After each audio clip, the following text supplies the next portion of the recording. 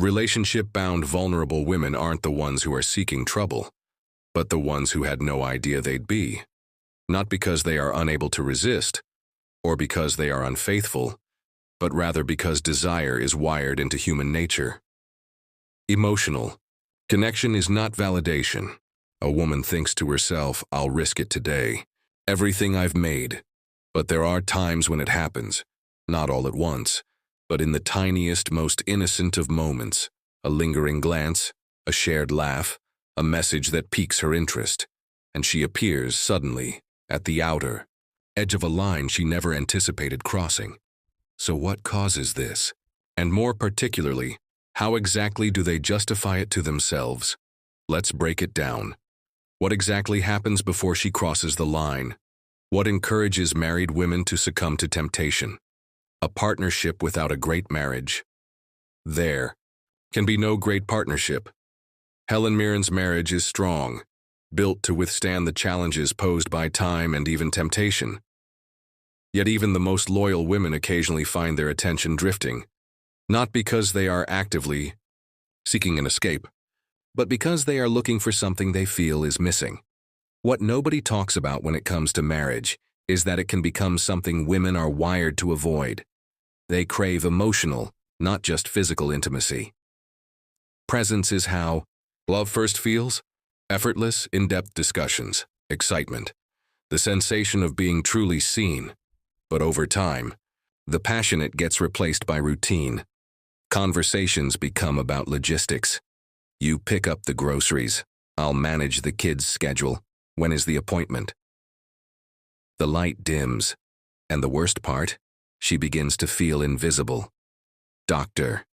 John Gottman, a leading relationship psychologist, says, "The biggest killer of relationships isn't conflict, it's indifference."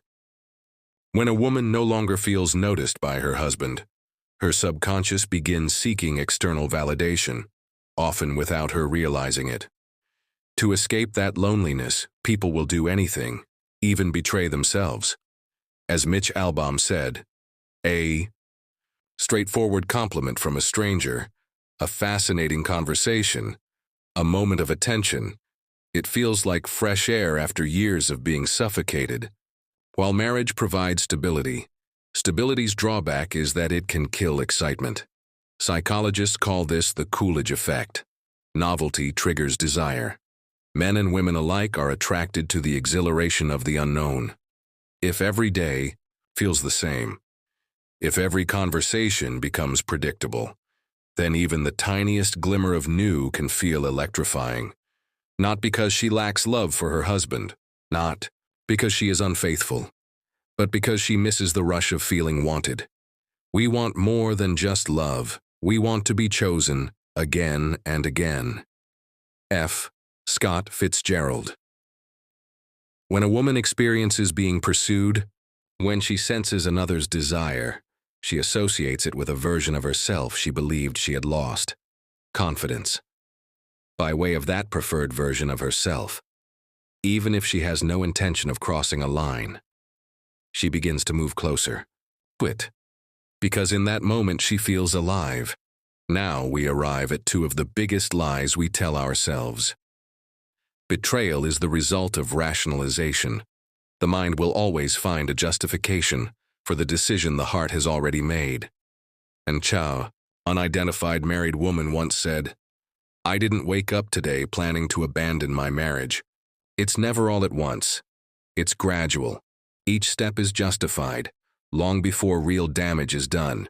Because here's the truth. Guilt is heavy, but the mind can justify almost anything. So how does guilt disappear?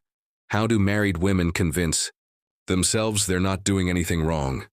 At first it feels innocent. What harm is there? I'm just talking to him. It's not serious. I'm not cheating.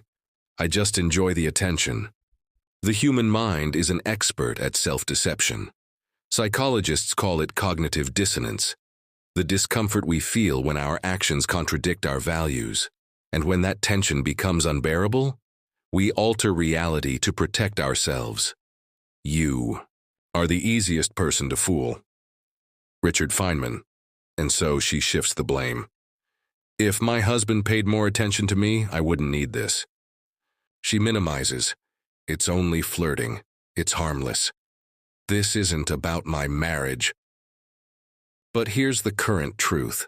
The boundary begins where justification starts. The line is already broken.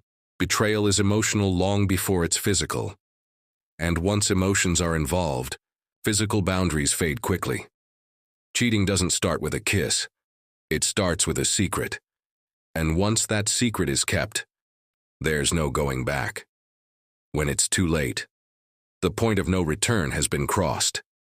You can't feel the damage until it's become unfixable. As Samuel Johnson said, every story has a turning point. The moment there's no more justification, no more harmless flirting, no more excuses. At that point in her emotional arc, it becomes easier to be attached to another man than to her husband, because that other relationship feels more real, more exciting, more alive. And when she realizes she'll never again feel the same with her husband, when she no longer sees him as her source of connection, then the real damage is done. At that moment, there are only two outcomes. She gets caught. She convinces herself that what she's found is more real than what she left behind. So, why do some women cheat? Because they're not trying to cheat. They're trying to experience something they've lost. They don't leave their husbands out of lack of love, but because they believe they've discovered something, they'll never feel at home again. And once that belief settles in, the damage is done. What's the solution?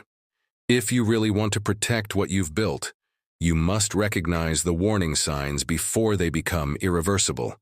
This is the essence of Stoicism, to act with awareness before it's too late. Until. Next time, keep thinking.